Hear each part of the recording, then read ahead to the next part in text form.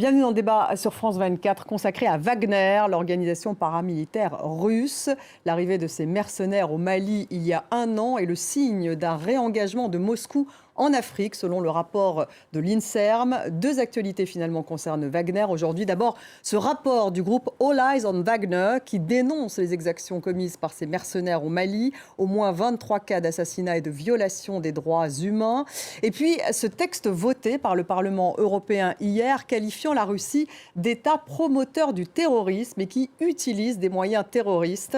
Le site internet du Parlement européen a d'ailleurs été l'objet d'une attaque, d'une cyberattaque revendiquée par un groupe pro-Kremlin quelques heures après le vote. Alors, cela fait un an maintenant que les mercenaires de Wagner sont au Mali.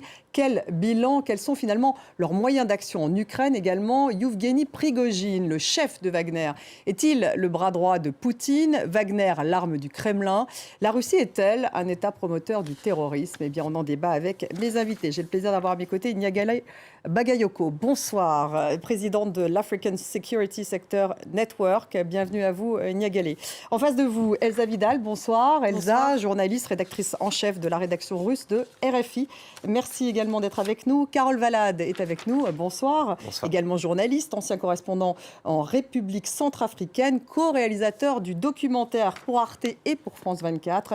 Centrafrique, le soft power russe, un documentaire d'ailleurs qu'on peut toujours trouver en ligne. Et puis vous avez remporté le prix pour le journalisme de Daphne Caruana Galizia, un prix qui est décerné d'ailleurs par le Parlement européen et c'était en octobre dernier. Bienvenue à vous. Nous avons en duplex de Strasbourg. Bonsoir à vous, Fabienne Keller, eurodéputée du groupe Renew. Bonsoir. Merci d'être avec nous. Alors on va démarrer ce débat avec d'abord Emmanuel Macron qui n'a pas prononcé le mot Wagner ce week-end au sommet de la francophonie à Djerba, mais il a bel et bien évoqué un État russe prédateur à l'œuvre en Afrique. On va écouter le président français. Et moi je ne suis pas dupe, hein. Beaucoup d'influenceurs, y compris parfois des gens qui sont sur vos plateaux pour porter une voix, ils sont payés par les Russes, je le sais très bien, on les connaît. Et ils tiennent en boucle ces discours, etc. Ils n'ont jamais connu même la colonisation, ils ne savent pas ce que c'est. Mais ils sont là parce que c'est un discours politique. Et parce que plusieurs puissances qui veulent bâtir une influence en Afrique développent cela pour abîmer la France, abîmer sa langue, faire douter, mais surtout aller chercher des intérêts. Il suffit d'aller voir ce qui se passe en ce moment, en Centrafrique ou ailleurs, pour voir très clairement quel est le projet russe qui est à l'œuvre quand la France est bousculée. C'est un projet de prédation.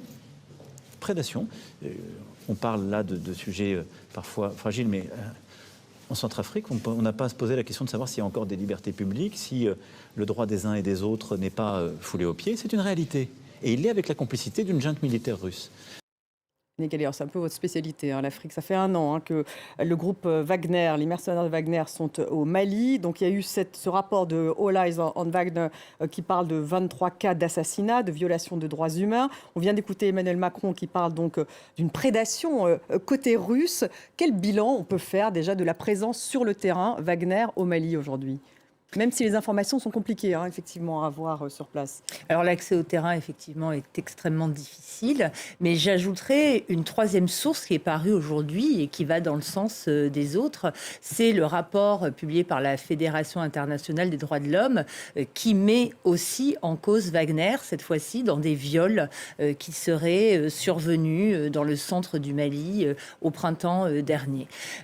Donc au-delà de ce bilan dramatique, en matière de droits de l'homme et des actions commises, on s'aperçoit que sur le terrain, la fulgurante reconquête qui était annoncée, notamment par les autorités maliennes qui, je le rappelle, n'ont toujours pas reconnu la présence de Wagner, n'a absolument pas eu lieu. On a vu au contraire... Contre les djihadistes, finalement. Contre les djihadistes, on a vu au contraire une aggravation de la situation et une expansion de ces groupes. En revanche, dans le domaine de la guerre informationnelle, cette présence est extrêmement visible et extrêmement efficace. Parce qu'en fait, il y a donc un volet terrain militaire de lutte contre les djihadistes et puis un volet informationnel. Carole Valade, alors vous avez fait un documentaire sur Wagner en République centrafricaine. Avant d'être au Mali, ils étaient en RCA. Donc c'était vraiment le précédent de Wagner. On va voir, j'espère, les images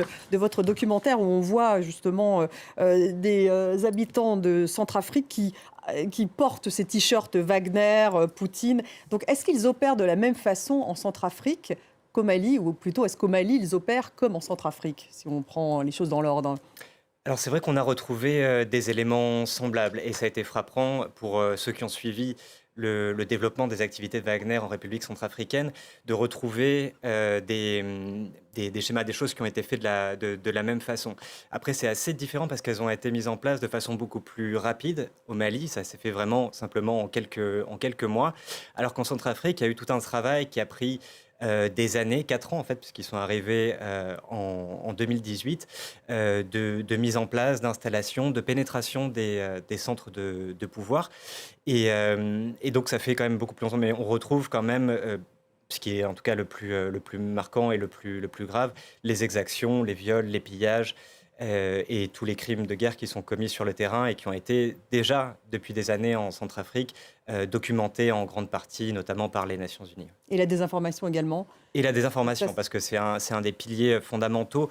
On dit souvent qu'il y a 3 piliers fondamentaux dans l'action de Wagner, qui sont d'abord, ça reste une société militaire privée, donc d'abord des services de sécurité qui sont payés, qui sont fournis à des États ou à des compagnies.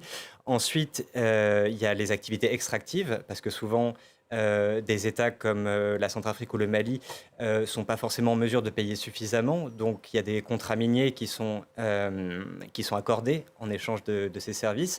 Et enfin, il y a le volet information, stratégie, communication et propagande qui fait l'objet du documentaire qu'on a réalisé avec Clément Di Roma et qui n'a pas négligé parce que c'est quelque part là où il y a des impacts, une des plus grandes réussites en fait, parce qu'avec très peu de moyens, dans des pays où c'est assez facile, parce que dans des États faibles ou des pays pauvres, c'est beaucoup plus facile de développer une propagande justement à faible coût, mais avec un impact médiatique et un impact sur les consciences qui va être très fort, hein, fake news. Donc, Elsa Vidal, vous qui êtes la spécialiste Russie, Ukraine, ils ont démarré en fait en Ukraine, il faut le dire, Wagner, ou pas exactement peut-être Libye avant, mais en tout cas en 2014, lors de la guerre dans le Donbass, on parlait déjà de Wagner, de ces mercenaires. Est-ce que justement, aujourd'hui, on reparle beaucoup d'ailleurs de Wagner parce qu'il y a cette guerre en Ukraine. Est-ce que les moyens d'action sont différents justement en Ukraine et en Afrique, ou est-ce qu'on est très proche?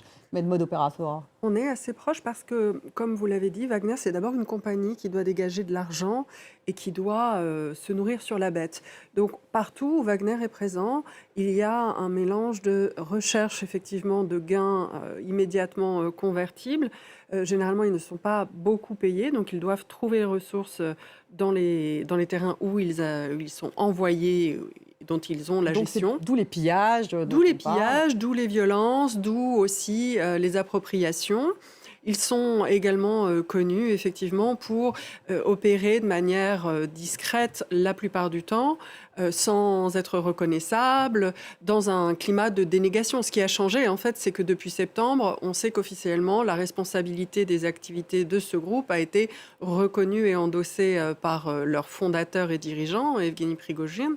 Mais jusque-là, il s'agissait toujours d'un nuage de flou qui flottait, alors que si on analysait en quelque sorte à qui profitait la présence des Wagner, on avait compris dans quelle direction pointait le radar.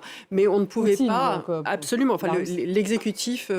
Le Kremlin. Oui, oui. De toute façon, ça mais ils agissent de la même manière, que ce soit en Syrie, que ce soit en Libye, que ce soit en Ukraine, avec la volonté de terroriser ceux contre qui ils sont envoyés combattre. Donc avec ce qu'on a vu très récemment, la vidéo qui était très choquante d'un assassinat avec une masse d'un homme de Wagner qui serait passé côté ukrainien. On a connu des précédents en Syrie avec un partisan de l'armée syrienne libre, si je ne me trompe pas, qui avait été martyrisé devant une caméra à des fins, d'une part, de montrer que les missions sont remplies, et qu'il s'agit de se battre contre la terreur quand on se bat contre Wagner. Et c'est pour ça qu'il est toujours très difficile finalement de couvrir les activités de Wagner parce que ce faisant, on leur fait de la promotion. Donc attention, bien sûr, il faut le faire avec parcimonie et attention. Un texte, en tout cas, a été voté par le Parlement européen hier, je le disais, qualifiant la Russie d'État promoteur du terrorisme et qui utilise donc des moyens terroristes. Le site internet d'ailleurs du Parlement européen, juste après ce vote, a été l'objet d'une cyberattaque revendiquée par un groupe pro-Kremlin. C'était quelques heures après le vote. On va d'abord écouter la réaction de Volodymyr Zelensky, le président ukrainien, après le vote de ce texte par le Parlement européen. Aujourd'hui, le Parlement européen a finalement reconnu la Russie comme un État soutenant le terrorisme. Merci à tous les parlementaires. Et puis la Russie a prouvé que c'était vrai en lançant 67 missiles sur nos infrastructures, sur notre secteur énergétique, sur les gens ordinaires. Voilà, c'était une résolution votée hier. Fabienne Keller, vous êtes avec nous en direct de Strasbourg. Cette résolution, en fait, elle a une portée symbolique, mais finalement, vous allez encore plus loin qu'Emmanuel Macron lorsqu'il parle d'État prédateur en disant que c'est un État terroriste. Alors, vous nommez pas Wagner, précisément, me semble-t-il, dans le texte, mais quelque part, que lorsque vous parlez de moyens terroristes utilisés par l'État russe, est-ce que vous incluez Wagner ? Oui, bien sûr, c'est Wagner qui est ciblé, mais peut-être d'autres groupuscules qui pourraient être soutenus par la Russie. Mais nous avons pris une résolution, c'est-à-dire un texte très politique, pour reconnaître que la Russie est un État soutenant le terrorisme et les moyens utilisés par le terrorisme. Nous appelons aussi l'Union européenne, et en particulier le Conseil européen, à se doter d'un outil juridique qui permettrait des sanctions de ce fait, puisque les États-Unis peuvent reconnaître le statut de soutien au terrorisme, mais nous n'avons pas l'arsenal juridique. Et puis l'idée, évidemment, c'est de marquer politiquement que nous n'acceptons pas. Enfin, nous nous dressons contre ces méthodes tout à fait inacceptables, cette manière de faire la guerre aujourd'hui en Ukraine, mais aussi d'être présent au Mali, vous l'évoquiez, avec des exactions, des violences inouïes. Donc le Parlement a une très large majorité, plus de 480 voix. Il y avait peut-être 494, d'après ce que j'ai lu. Contre, donc une très grande... Voilà, 494 par donc 58 contre, j'ai les chiffres devant moi, 44 abstentions. Donc vous voyez une très très large majorité. Il n'y avait guère que des RN français pro-russes pour refuser de voter une telle résolution, donc qui est très importante. Vous l'avez dit, elle a été suivie par une cyberattaque contre le site du Parlement qui permettait en fait à tout le monde de suivre justement nos débats. Mais bon, le Parlement est protégé et nous avons pu continuer nos travaux. Une cyberattaque donc d'un groupe pro-Kremlin revendiqué. Fabienne Keller, juste une question encore sur ce terrorisme qualificatif, puisqu'en fait vous parliez des États-Unis, mais les États-Unis ne vont absolument pas aussi loin, ils ne parlent pas de terrorisme. Et en fait, il me semble qu'il n'y a que 3 États, les 3 États baltes, qui en fait ont voté des résolutions similaires, parce qu'en fait on dit que ça peut être un frein si on veut s'engager justement dans des négociations et qu'on se lie un peu les mains en qualifiant cet État de terroriste.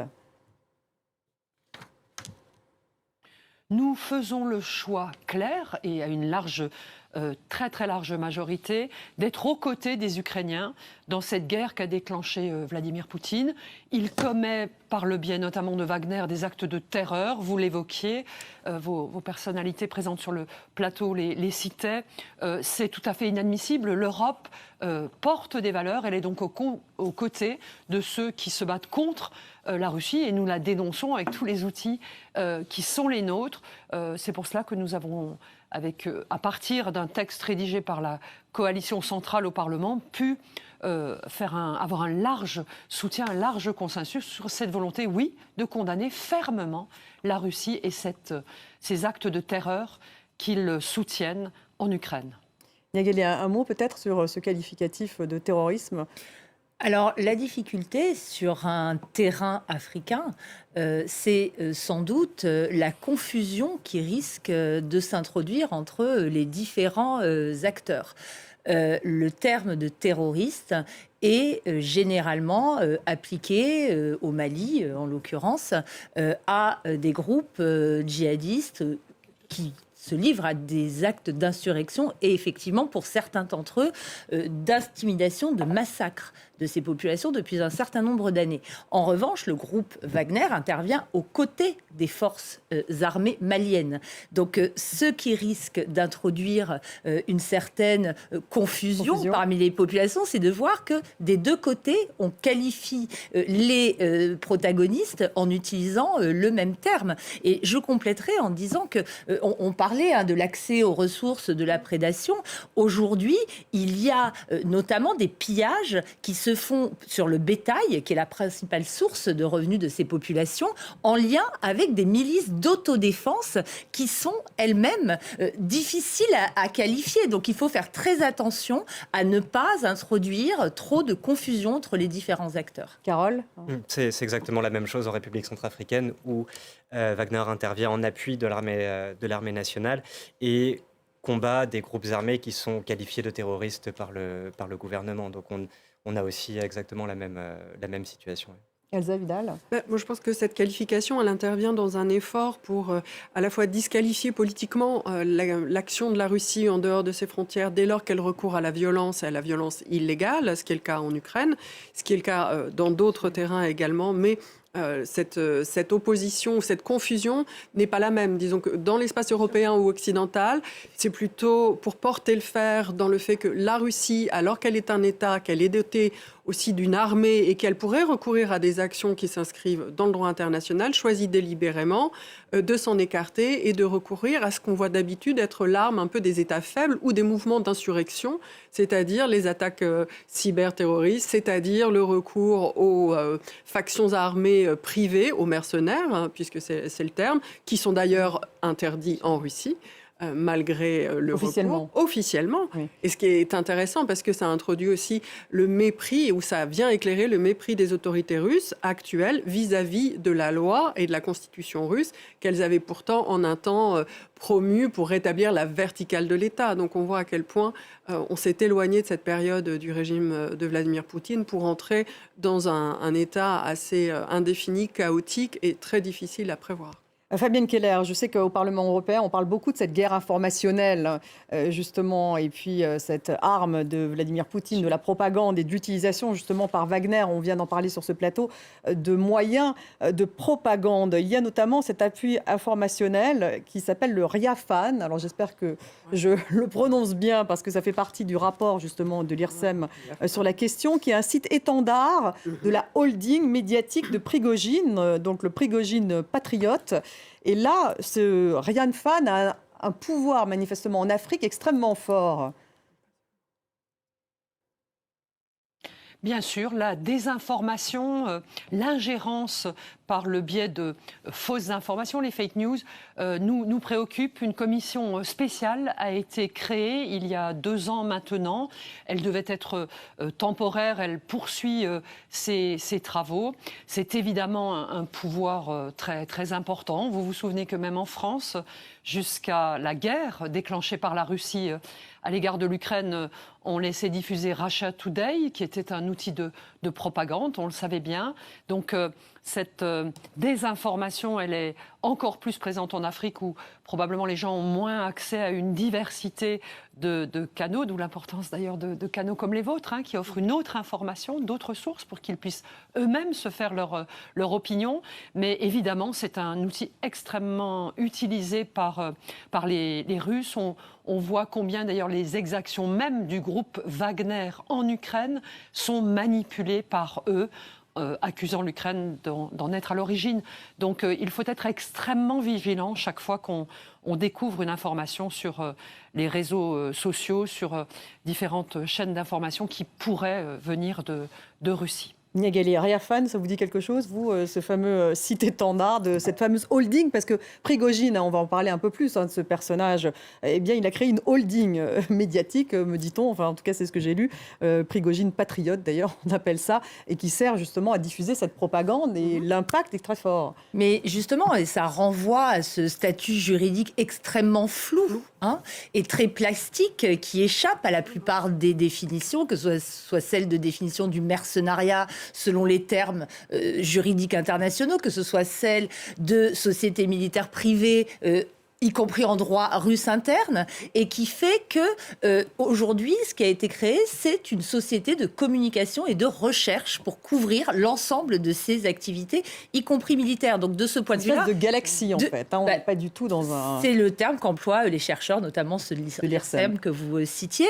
Ce qui est très intéressant, c'est qu'au-delà de ce RIAFAN, effectivement, de ce site, il y a différents moyens de communication. Alors vous citiez les médias d'État, Sputnik et Russia TV, mais vous avez bien évidemment les usines à trolls sur les réseaux sociaux qui sont très efficaces, notamment parce qu'elles utilisent des acteurs locaux, mais vous avez par exemple en RCA des radios entières comme Ado Sango qui sont aux mains des Russes en réalité et qui diffusent des informations qui d'une part leur sont favorables et qui cherchent aussi à miner l'indépendance l'indépendance et la réputation d'autres acteurs. Alors c'est vrai que Carole, on se demande comment ils ont réussi tout de même à mettre tout ce dispositif en place en si peu de temps, avec finalement pas tant d'hommes que ça, on a l'impression quand même l'impact extrêmement fort. C'est toute la force vraiment stratégique du groupe Wagner, ou mieux dit, comme vous l'avez dit, de la galaxie, parce qu'en fait ce qu'on appelle Wagner,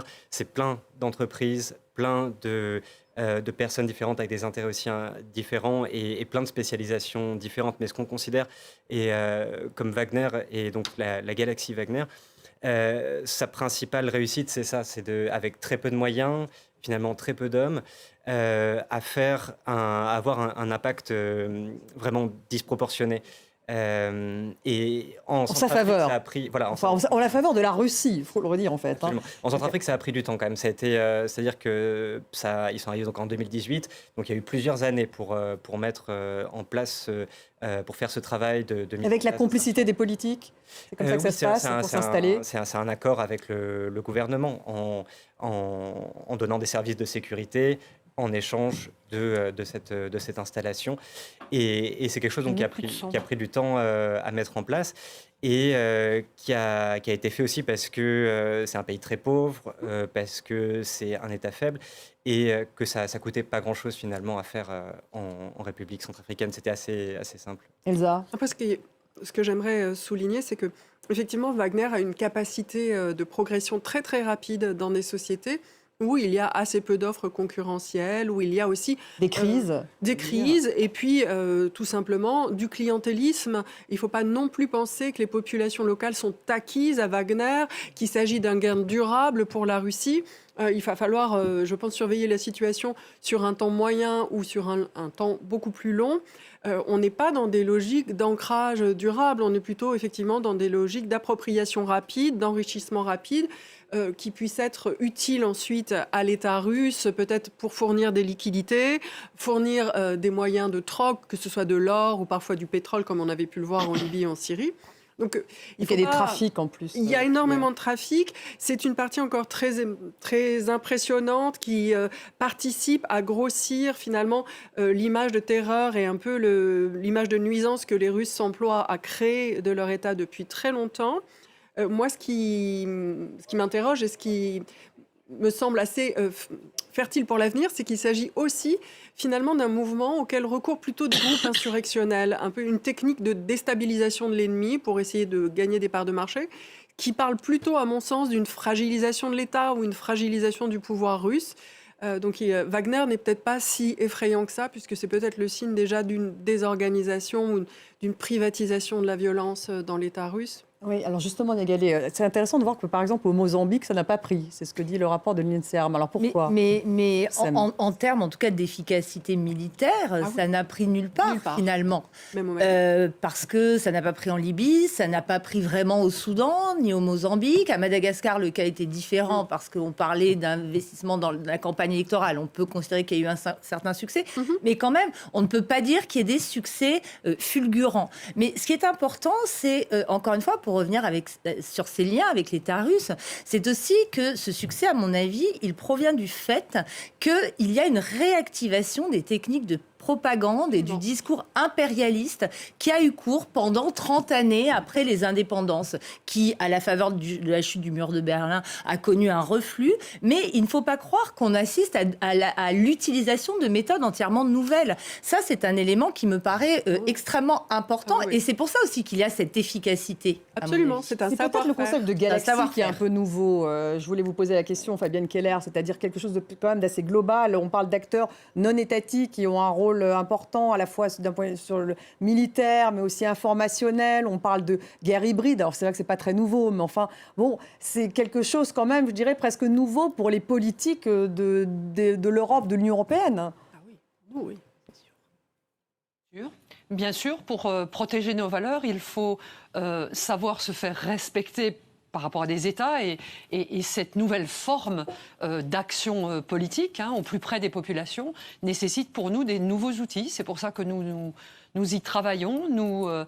Je vous disais qu'une commission spécifique a été structurée pour cela et c'est pour ça que nous proposons aussi que des outils juridiques à l'égard de groupuscules armés, je crois d'ailleurs que le groupe Wagner est cité dans notre résolution, soient constitués par l'Union européenne pour qu'on puisse les identifier et prendre des sanctions à leur égard. L'idée est aussi peut-être de réfléchir à un arsenal juridique qui permettrait de les poursuivre, puisque pour l'instant, on sait poursuivre des États, on sait poursuivre des individus, mais on ne sait pas poursuivre des groupuscules armés. Donc c'est se doter d'outils efficaces pour préserver, pour protéger l'Union européenne et faire respecter aussi... c'est un terme difficile, mais le droit de la guerre, qui là n'est pas respecté par l'utilisation de ces factions terroristes. Peut-être ça la nouveauté, Elsa, effectivement, cette réactivité obligatoire aujourd'hui des pays européens face à de nouveaux ennemis, entre guillemets. Alors, ils sont nouveaux uniquement parce que notre mémoire est un peu courte. C'est normal. Dans la vie d'un être humain, on n'a pas nécessairement le retour sur 80 ou 70 ans. Mais les techniques qu'on voit à l'œuvre en Afrique et aussi en Europe et aux États-Unis, puisque je rappelle qu'Evgeny Prigojine a aussi endossé la responsabilité de l'ingérence dans les élections américaines précédentes. Il l'a revendiqué. Tout en disant qu'il le referait. Ce sont des techniques absolument classiques de l'Union soviétique, classiques du mouvement bolchevique. Et on avait vu en 1937, si je ne me trompe pas aussi, ce qu'on appelle des actions de déstabilisation sous fausse bannière, qui consistaient par exemple à créer des mouvements d'opposition en Europe, des mouvements d'opposition à l'Union soviétique, qui fédéraient les opposants. Ensuite, on savait où trouver les opposants. On pouvait les infiltrer, puis les retourner, ou les faire chanter, ou les assassiner. Donc toutes ces techniques de déstabilisation, elles participent à l'arsenal de la guerre entre les États. C'est une vision où les États n'ont que des intérêts, rivalisent entre eux. C'est une vision qui est assez intéressante aussi pour comprendre le monde actuel, même si l'Europe essaie de construire une citadelle dans laquelle nous vivons en paix, sans rivalité entre États. Alors on va revenir sur Yevgeny Prigojine, tout de même, ce personnage, et puis ses liens avec Vladimir Poutine. On a parlé de la galaxie Prigojine. C'est un ancien criminel, Yevgeny Prigojine, transformé en homme d'affaires russe, patron d'abord d'une chaîne de restaurants. On l'a surnommé le cuisinier de Poutine, un homme de l'ombre ou le traiteur de Poutine. Oui. Et c'est un homme de l'ombre de plus en plus dans la lumière. On va écouter un journaliste russe qui, justement, parle de lui. Il est probablement le seul en Russie actuellement qui parle ouvertement avec une rhétorique patriotique, qui n'hésite pas à dire qu'il donne son argent personnel à l'opération spéciale et à divers projets. Elsa Vidal, alors quels sont les liens vraiment déjà entre Vladimir Poutine et Prigojine? Yevgeny Prigojine, finalement, on ne dit pas que c'est un oligarque, on dit que c'est un entrepreneur. Oui. C'est le terme qui revient le plus. Oui, c'est une politiste, Tatiana Stanovaya, qui a utilisé cette terminologie. Et c'est vrai que ça décrit assez bien les logiques à l'œuvre. Mais c'est dans un environnement politique très particulier. Donc, ce n'est pas juste un chef d'entreprise. C'est un chef d'entreprise. D'abord, c'est un survivant qui vient de Saint-Pétersbourg. C'est un homme qui a traversé l'effondrement de l'État soviétique et qui s'est lancé dans des années de grand chaos, dans des activités criminelles. Il a été puni pour ça. Il a fait 9 ans de prison. Il tire beaucoup de fierté, en fait, de son passé de bandit, de zèque, en fait, ça veut dire de prisonnier, parce qu'il construit l'idée contestataire de l'opposition d'un seul homme à l'État, les hommes les plus forts qui dominent dans la pyramide sociale. Il est devenu proche de Vladimir Poutine, mais progressivement en fait, par les services qu'il a mis en œuvre. Et en fait, quand on dit le cuisinier de Poutine, il a véritablement fait sa fortune en étant en fait le traiteur de l'armée du ministère de la Défense. Et puis, il a diversifié ses activités. Quand on parle d'entrepreneur, ce qu'on veut dire par là, c'est que une fois qu'il a eu gagné la confiance du chef du Kremlin, on lui donne un territoire qu'il est en liberté, en droit d'exploiter. La contrepartie, c'est qu'il met à disposition du Kremlin toutes les ressources qu'on lui demandera au moment où on les lui demandera. Et en ce moment, le chef du Kremlin est un peu à la peine, à la difficulté. Il mène une guerre. Il faut donc fournir des hommes, du sang, de l'argent. Et c'est ce que Prigojine fait. Et c'est ce qu'il fait tout en prenant un peu son indépendance en ce moment, on a l'impression. Mais on va y revenir. Je voudrais que vous rebondissiez peut-être, Niagalé, sur justement les liens entre Poutine et Prigojine. Et est-ce que Prigojine, ce nom même, est connu au Mali, dans ces pays d'Afrique? On parle de Prigojine, on ne parle que de Poutine, des liens entre les deux? Alors, il est de plus en plus connu parce que non seulement il a cette image de patriote, mais il cherche à développer une image d'anti-impérialiste. C'est un discours qu'il tient de manière de plus en plus ouverte depuis quelques mois, depuis qu'il assume en fait son rôle. Et il appelle très explicitement les populations africaines à s'inscrire en faux, si ce n'est à s'insurger contre les anciennes puissances coloniales. Donc il est sorti de l'ombre, là, vraiment. Il est dans la lumière. Oui, parce que absolument. Pendant longtemps, on avait des certitudes, mais non démontrées. La présence était avérée, mais très difficile à démontrer. Maintenant, elle est assumée de ce point de vue-là. Mais là où il me semble y avoir une véritable caisse de résonance et une véritable efficacité, c'est que, à l'inverse de tous les instruments qu'essaient de développer les Européens, leur capacité à Wagner et à la Russie, c'est de faire parler les opinions publiques ou les réseaux sociaux en leur nom. Et c'est une grande différence, c'est-à-dire qu'on va bien au-delà des seules condamnations diplomatiques ou politiques ou institutionnelles. On voit des manifestations massives qui brandissent le drapeau de la Russie et qui donc rendent presque inutile l'intervention directe et verbale de Prigojine ou de Poutine. Votre expérience, vous, en RCA, il parlait de... On a vu ces t-shirts Poutine, ou Russie. Est-ce qu'on parle de Prigojine aussi? Ça commence un petit peu, mais c'est encore très... c'est pas encore très important. Peut-être juste avant, un petit bémol sur l'absence que vous avez évoquée de victoire militaire de Wagner sur le terrain. C'est différent, la En RCA, République je suis d'accord. centrafricaine, c'est assez différent. C'est-à-dire qu'au moment... Ah bon, en où les République centrafricaine, ça marche mieux d'un point de vue militaire? Il y a eu une victoire Wagner, en tout cas qui est et ça c'est indéniable et on peut pas on peut pas dire le contraire. C'est que au moment en janvier 2021, lorsque les groupes armés se sont coalisés pour fondre sur la capitale et prendre le pouvoir, les combattants russes ont joué un rôle décisif dans la défense de la capitale et dans toute l'opération de reconquête qui a été menée ensuite dans l'intérieur du pays.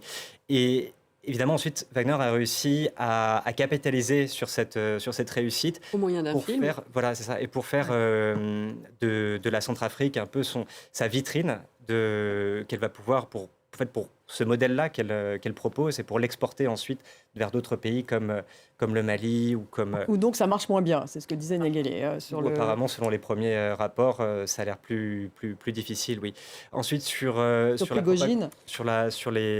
manifestations, sur la propagande, alors il y a... Effectivement, le problème, ça serait de voir ça uniquement comme on a tendance à le voir du côté des autorités françaises, comme un pur produit de l'ingérence russe. Et ça serait dommage parce que ça serait ne pas voir aussi le terreau fertile et toutes les causes profondes sur lesquelles ont su capitaliser les gens de Wagner.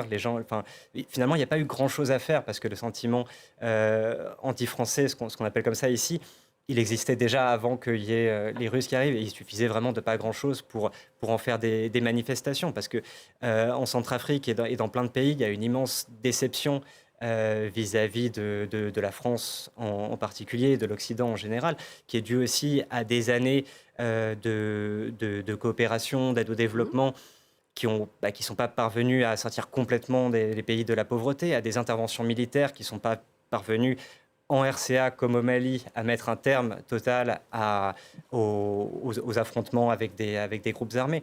Donc voilà, il faut... Donc un terreau fertile, bien sûr, pour l'installation de toute cette nébuleuse dont on parlait.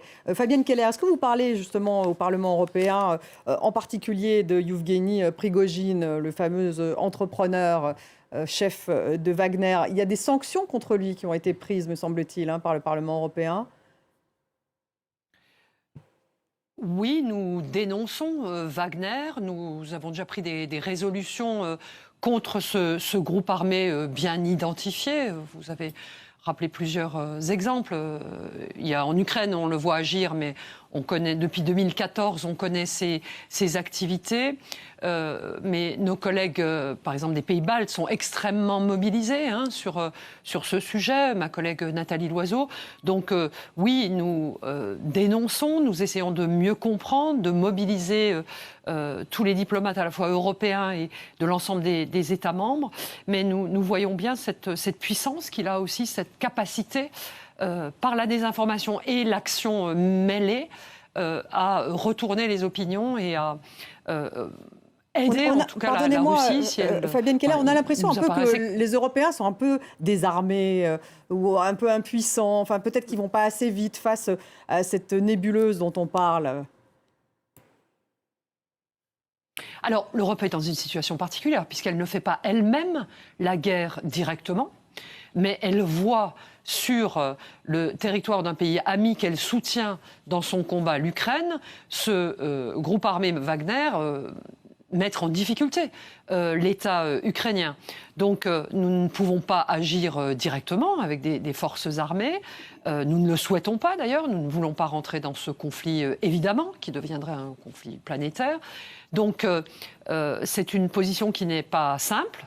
La fragilité de notre position dans le même temps, enfin les attaques directes de Wagner au Mali, le retrait de nos troupes qui s'est passé dans des conditions que vous avez rappelées, qui ne sont pas bonnes, alors même que nous venions en soutien. Mais bon, Wagner a attaqué de la même manière la MINUSMA, la force de l'ONU, qui était là pour assurer la paix. Enfin, leur volonté de prendre le contrôle du Mali, même s'ils n'y arrivent pas complètement, montre la difficulté de la chose. C'est vrai qu'aujourd'hui, nous demandons qu'on crée un arsenal juridique pour pouvoir les condamner, mais nous ne pouvons pas aller sur le terrain directement contre eux.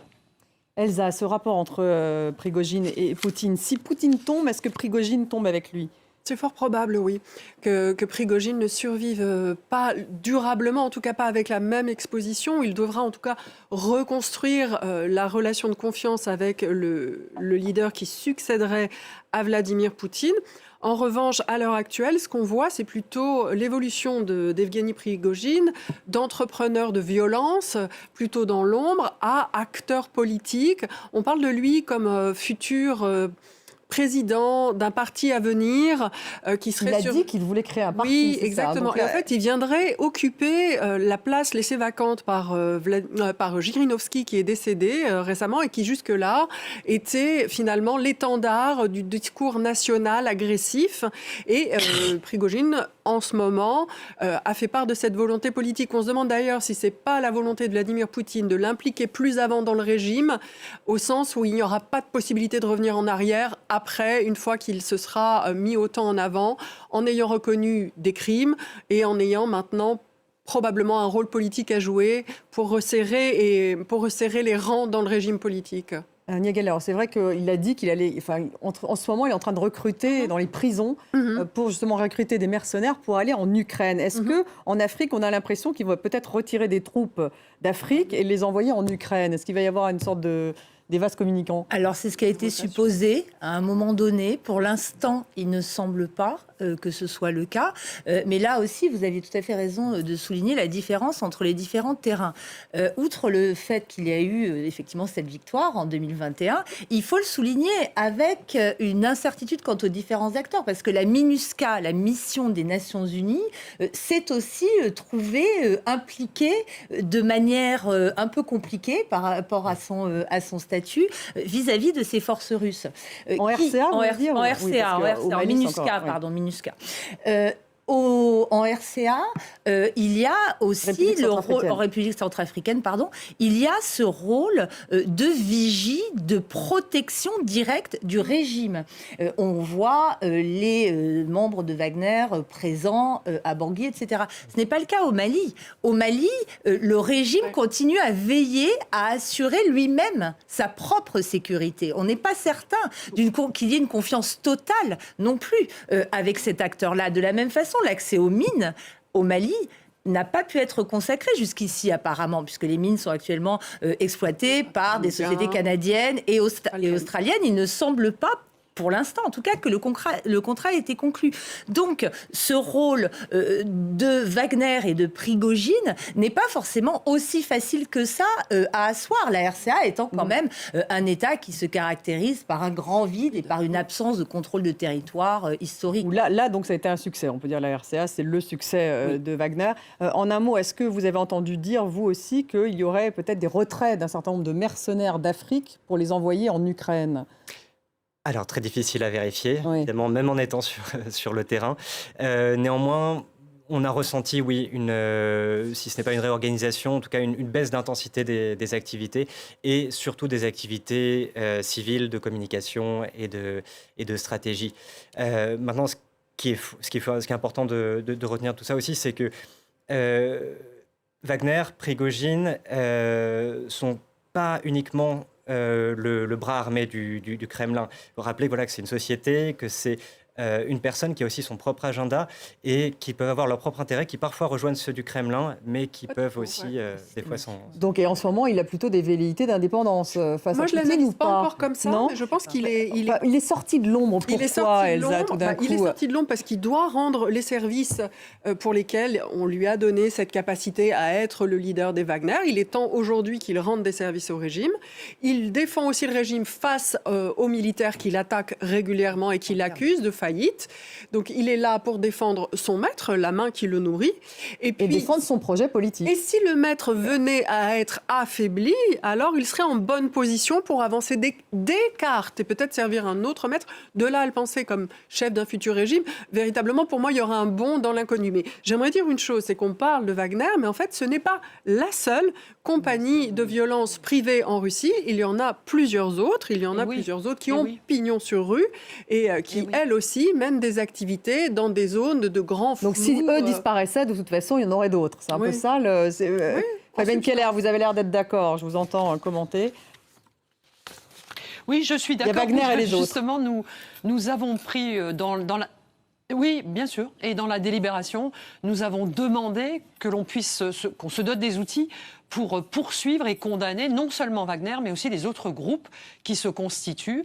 Moi, je suis d'une certaine manière plus prudente que vous. Moi, j'ai quand même le sentiment, en tout cas en Ukraine, que l'action du groupe Wagner se fait clairement en accord avec la Russie, en appui avec la stratégie russe. C'est en tout cas ce qu'on constate sur le terrain.